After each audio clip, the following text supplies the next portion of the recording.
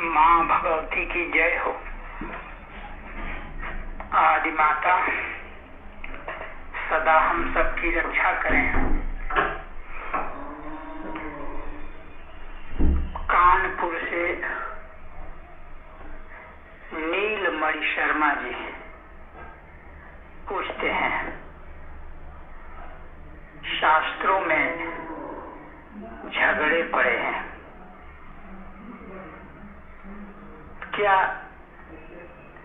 शास्त्रों में जो झगड़ा है आपको देख करके अच्छा लगता है? अपना विचार बिंदु प्रकट करें। नीलमणि जी, शास्त्रों में झगड़े हैं, अगर मैं झगड़ा देखूं तो वाकई मुझे पसंद नहीं है,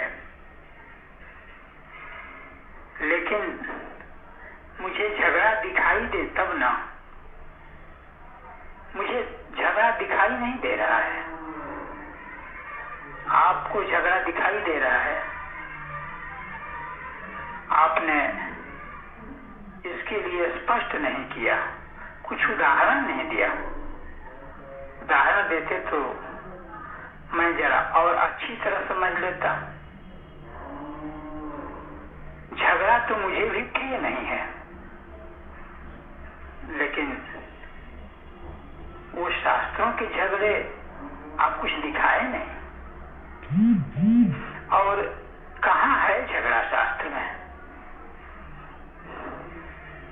हाँ, एक बात है, यह गौर करने योग्य है। जो शास्त्रों में आप हिंसा देख रहे हैं कि वहां हिंसा का कार्य हुआ है, तो उसके उद्देश्य को समझिएगा। वह हिंसा धर्म के लिए की गई है कि अधर्म के लिए? वह विश्व कल्याण के लिए है कि विश्व को और अधिक आंदोलित करने के लिए है? इस पर जरूर विचार कीजिएगा। अहिंसा का मैं पक्षधर हूं, मेरी सोच इस दिशा में प्रबल है, लेकिन धर्म को छोड़ करके और कोई कुछ भी करेगा तो वो मुझे बर्दाश्त नहीं, उसका मैं पक्षधर नहीं हूं। धर्म के लिए अगर कुछ हो तब तो ठीक है, धर्म की रक्षा होनी चाहिए, धर्म आगे आना चाहिए, क्योंकि धर्म से व्यवस्था बिगड़ती नहीं है, बनती है।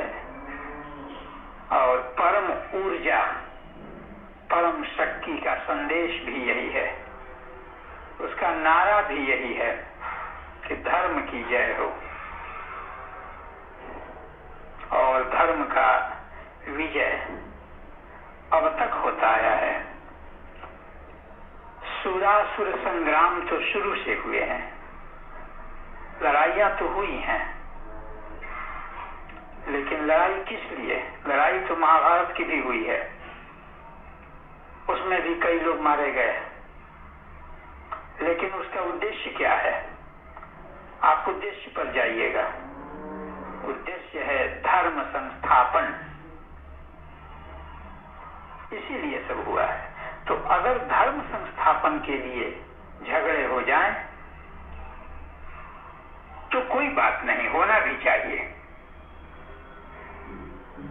क्योंकि धर्म के 10 लक्षण में धृति क्षमादमुस्तेयम शौचम इंद्रिय निग्रह, क्षमा भी है और धैर्य भी है।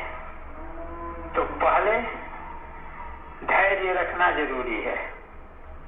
अब कोई धैर्य के बाद भी नहीं मानता है, उसके बाद भी गलत काम करता है, जो विश्व शांति के विरुद्ध है, तो उसके विपरीत लड़ना भी जरूरी है। ये तो महाभारत की बात देखिए। 5 गांव दे दो, सब रखे रहो, 5 गांव दे दो, नहीं देंगे। अब क्या कहा जाए? दूत बन करके भगवान श्री कृष्ण स्वयं गए। कई बार सिखलाया गया, कई महापुरुषों ने सिखाया दुर्योधन को, अच्छी बात सिखाई, लेकिन उसके पल्ले नहीं पड़ा। शूच्यग्रम नैव दास्यामि विना युद्धेन केशव। क्या कहा? युद्ध के बिना हे श्री कृष्ण हे केशव, आप 5 गांव मांग दिए। सुई की जो नोक होती है उतना भी नहीं देंगे। अब बताइए, इससे व्यवस्था बिगड़ेगी कि नहीं बिगड़ेगी? न्याय क्या कहता है? क्या पांडवों को कुछ नहीं मिलना चाहिए?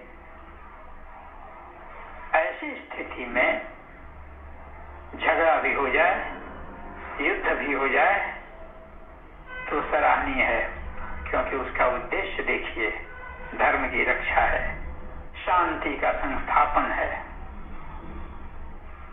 और भगवान आते भी तो इसीलिए हैं। यदा यदा हि धर्मस्य ग्लानिर्भवति भारत। धर्म की जब ग्लानि होती है, अधर्म ऊपर चढ़ने लगता है, तो मैं आता हूं। और आकर के करता क्या हूं? अपना काम भी स्पष्ट कर देते हैं। नारायण कहते हैं कि साधुओं की रक्षा। साधुओं की रक्षा का मतलब, भूल में मत रहिएगा, निर्मयी। साधुओं की रक्षा यानी जटाजुट वालों की ही नहीं। साधु कितना प्यारा शब्द है। साधु जिसका हृदय साफ हो, जिसका मन साफ हो, जो धर्म विरुद्ध कार्य न करता हो, जो चोरी नहीं करता हो, सत्य पर रहता हो, क्रोध नहीं करता हो, धैर्य जिसके पास है, दान देता हो अपने औकात के अनुसार, जो आलस्य नहीं करता हो, दूसरे की जो झूठी निंदा नहीं करता हो। कितनी अच्छी अच्छी बातें हैं। ये सारी चीजें जिसमें हो, समझ लीजिए कि वही साधु है। और उसकी रक्षा करने के लिए नारायण स्वयं आते हैं। दुष्टों का वध करते हैं, विनाश करते हैं। और ऐसा करके क्या करते हैं? धर्म की संस्थापना करते हैं। और यह कार्य कहते हैं कि युग युग में मैं करता हूं।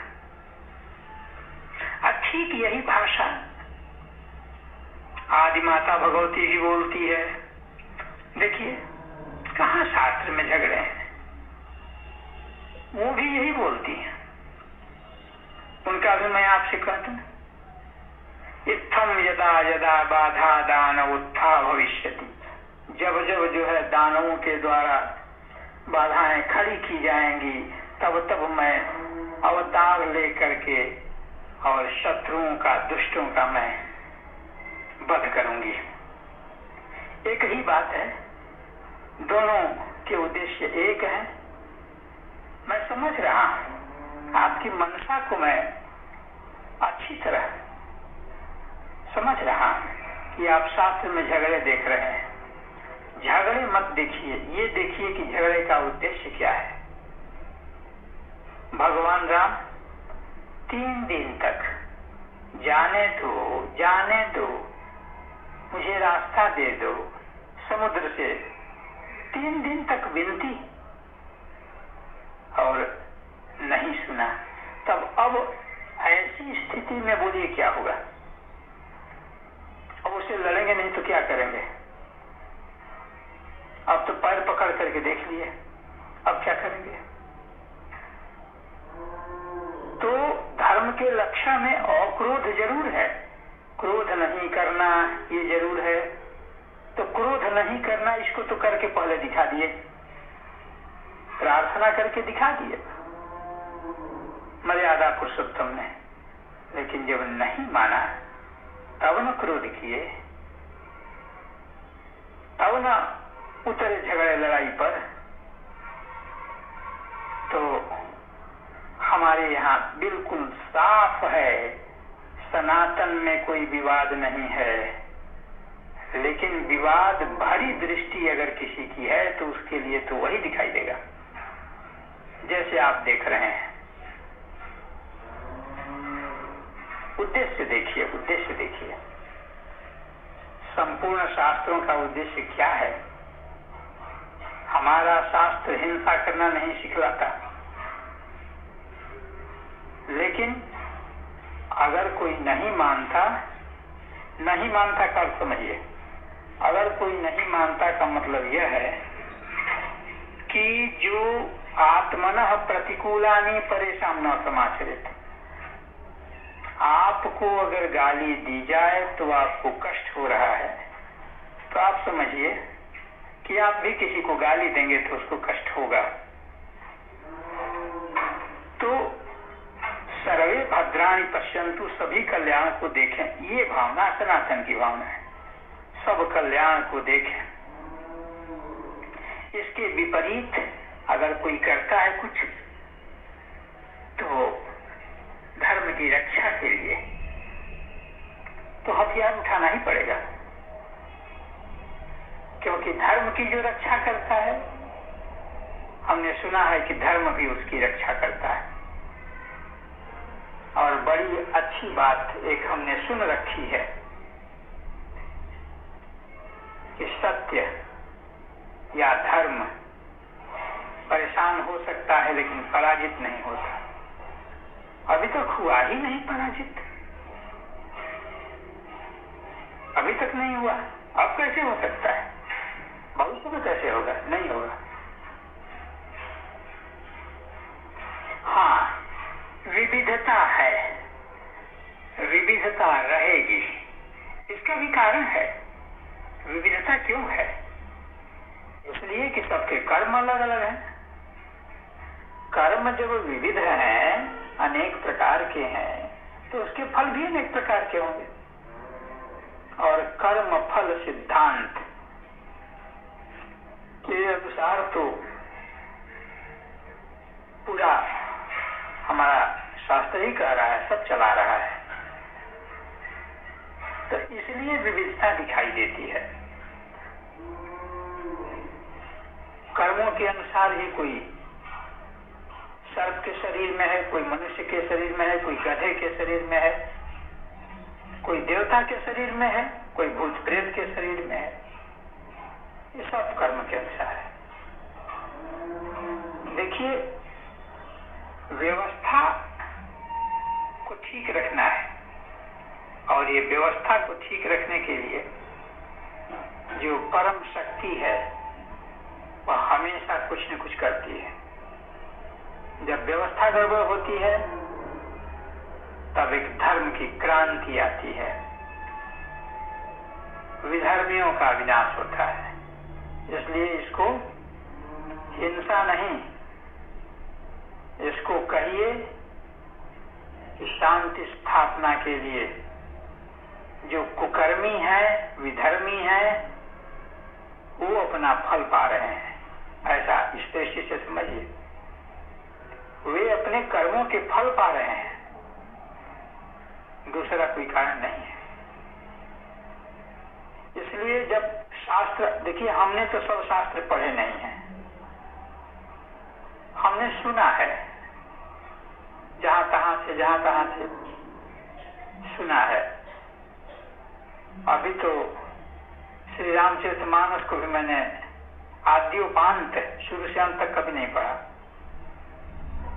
लेकिन जब कभी कुछ पार्ट भी पढ़ना चाहता हूँ, मौका मिल जाता है और पढ़ने जब लगता हूँ तो गदगद हो जाता है हृदय। लेकिन समय कम है, देखें, उनके उद्देश्य को देखिए। क्या धर्म विरुद्ध, क्या धर्म के लक्षणों के विरुद्ध उनके उद्देश्य जा रहे हैं? अगर जा रहे हैं तो कहीं कोई दाल में काला है, कुछ तो काला है। और नहीं जा रहे हैं तो सब कुछ ठीक ठाक है। कहते हैं भगवान शंकर तांडव करते हैं। जब देखते हैं कि विनाश का समय आ गया, तांडव करते हैं। तो वह भी तो जरूरी है। विनाश हुआ तो फिर जो है सृष्टि बनी। तो ये तो लगा हुआ है, यह तो लगा हुआ है। तो इसमें कुछ सोचना नहीं है। यह आप और हमारी, हम लोगों की व्यवस्था नहीं है। हम लोग तो एक घर परिवार नहीं चला रहे हैं, सबको खुश नहीं कर पा रहे हैं। कोई प्रांत, कोई देश चला रहा है। लेकिन सोचिए जरा, यह तो पूरे ब्रह्मांड की व्यवस्था को जो देखता है उसकी बात है। उसको हम अल्पज्ञ हैं, अल्प बुद्धि से हम लोग क्या समझ सकते हैं? नहीं समझ सकते। बड़ा अद्भुत है, जो हम चाहते हैं वही देख लेते हैं। कुछ लोग शास्त्रों में उसको पढ़ते ही इसीलिए हैं कि कुछ उसमें उल्टा पुल्टा मिले कि हम उसकी निंदा करें, कुछ गड़बड़ मिले कि उसकी शिकायत करें, हम मीडिया में ले आवें कि देखिए इसमें ये गड़बड़ है। वे भी समझ रहे हैं कि रावण का वध क्यों हुआ। वे भी समझ रहे हैं कि मर्यादा पुरुषोत्तम आदर्श पुरुष हैं। उनको ये नहीं है कि समझ में नहीं आ रहा है। वे लोग भी ये जानते हैं कि हमारे घर में कौन अच्छा लड़का है, कौन दुष्ट लड़का है, और घर की व्यवस्था भी करते हैं, लड़के को डांटते भी हैं। यहाँ तक समझ रहे हैं। लेकिन जरूरत पड़ेगी स्वार्थ सिद्धि के लिए रावण को अच्छा कह देंगे, राम को बुरा कहने लगेंगे। तो मैं आपसे ये कहना चाहता हूँ, देखना चाहते हैं, अगर आप शांति देखना चाहते हैं, धर्म देखना चाहते हैं, तो दृष्टि बदलिए और शास्त्रों से वो सारी चीजें लीजिए जो मानव नहीं, प्राणी हित में हो। और यह सिर्फ हमारा सनातन ही दे सकता है। इसको छोड़कर दूसरा कोई नहीं दे सकता। सनातन में सब कुछ भरा पड़ा है। क्या नहीं है जी, क्या नहीं है। कुछ लोग तो ऐसे भी हुए हैं जो चोरी किए हैं, हमारे सनातन से चोरी किए हैं, हमारे ग्रंथों से चोरी किए हैं, और अपना नाम दे करके अपने को चमकाने के लिए कोशिश भी किए हैं। लेकिन वो उनकी चोरी है। ऋषियों महर्षियों को छोड़कर, हमारे वेद पुराणों को छोड़कर, जो उसमें मिला है, जो उसमें प्राप्त है, उसको छोड़कर अब बताइए नया किसने क्या दिया है? किसने नया क्या दिया है? कोई कह देगा कि अहिंसा परमो धर्मः। अरे ये तो हमारे अमुक महापुरुष ने लाया है, इसके पहले तो, अरे इसके पहले से था। ये तो कहिए कि आज भी हमारे कुछ ग्रंथ हैं, सुना हमने कि कहाँ जला दिया गया, कौन यूनिवर्सिटी हम लोगों की थी, जला दिया गया, वहां हमारे ग्रंथ जला दिए गए। फिर भी जो भी कुछ बचा है उसमें तो स्पष्ट है, आज भी है।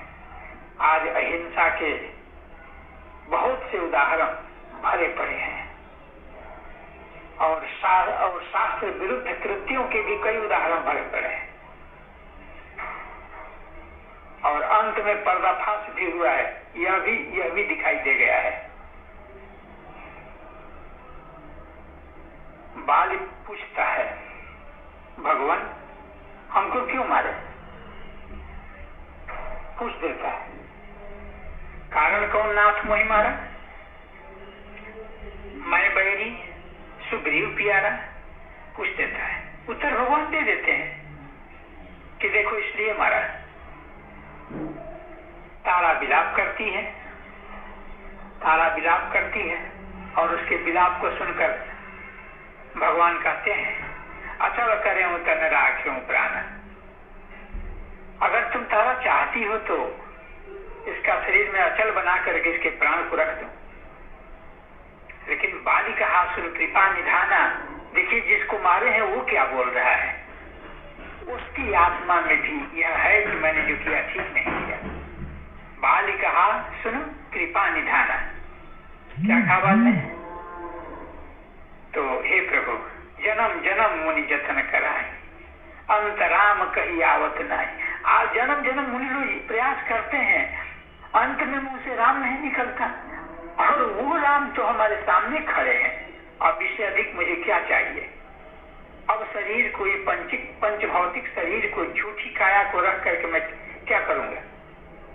अब मुझे ये नहीं चाहिए। देखिए रावण भी समझता था कि जो मैं कर रहा हूं ठीक नहीं है, वो भी जानता था। देखिए कैसे जानता था? सिर्फ एक उपाय से। सुपर्णखा कहती है कि भाई तुम्हारा दुश्मन सिर पर है और तुम यहाँ शराब पीते हो, आज दिन रात सोते हो। करसिपान सो वसिधि न राती, सुधि नहीं तव सिर पर आराती। उत्तर देता है, अरे तूने खर दूषण से नहीं कहा? अरे खर दूषण भैया मारे गए। हाँ, तब तो मैं जान लिया है। खर दूषण मूसम बलवंता, तिन्हि कुमार ही बिनु भगवंता। खर दूषण तो हमारे ही जैसे बलवान थे, उनको भगवान को छोड़कर कोई नहीं मार सकता। अगर वो भगवान होंगे, अगर नारायण आए होंगे तब तो कोई बात नहीं है, उनके हाथ से मेरी मृत्यु हो जाए ये तो अहोभाग्य है। ऐसा वो मन में कहा कि ये तो अहोभाग्य है। कहाँ होगा? निश्चित कहाँ होगा। अगर वो नहीं होंगे तो फिर हमको मारने वाला कोई है ही नहीं धरती पर, कहीं कोई हमको मार नहीं सकता है। लेकिन अगर स्वयं नारायण ही हैं तब तो अच्छी बात है कि उनके हाथ से ये शरीर नष्ट हो जाए। देखिए तो हाँ, ये जरूर है कि अपने कर्मों का फल वो पाया कि वो रावण बना, और उसकी प्रवृत्ति जो है वो हिंसात्मक रही, वो भी कर्मों का ही फल है। क्योंकि यहाँ कर्म फल से ही सब कुछ होता है। तो जो दुष्टता करते हैं, जो हिंसा पैदा करते हैं, उनको भी ये पता है कि जो मैं कर रहा हूं ठीक नहीं है। अंतरात्मा में है ये बात, लेकिन फिर भी करते हैं। तो ऐसी स्थिति में एक व्यवस्था कायम रखने के लिए तो कुछ न कुछ महाशक्ति को करना ही पड़ता है। महाशक्ति करती है कुछ न कुछ। वैसे भी हम लोग देख लें, कोई गड़बड़ी होती है तो कर्फ्यू नहीं लगा दिया जाता। कर्फ्यू लगाओ भाई, डीएम कर्फ्यू लगा देता है, तो वही बात है। इसलिए अंत में नीलमणि जी, मैं ये कहूंगा, दृष्टि बदल के देखिए, शास्त्रों के उद्देश्य को समझिए कि उद्देश्य क्या है, और आप यही पाएंगे कि शास्त्रों का एक ही उद्देश्य है, मानव जाति का एक ही उद्देश्य है। पूरे ब्रह्मांड में व्यवस्था कायम रखने के लिए महाशक्ति का एक ही संदेश है, धर्म की जय हो, अधर्म का नाश हो। प्राणियों में सद्भावना हो, विश्व का कल्याण हो, यही है।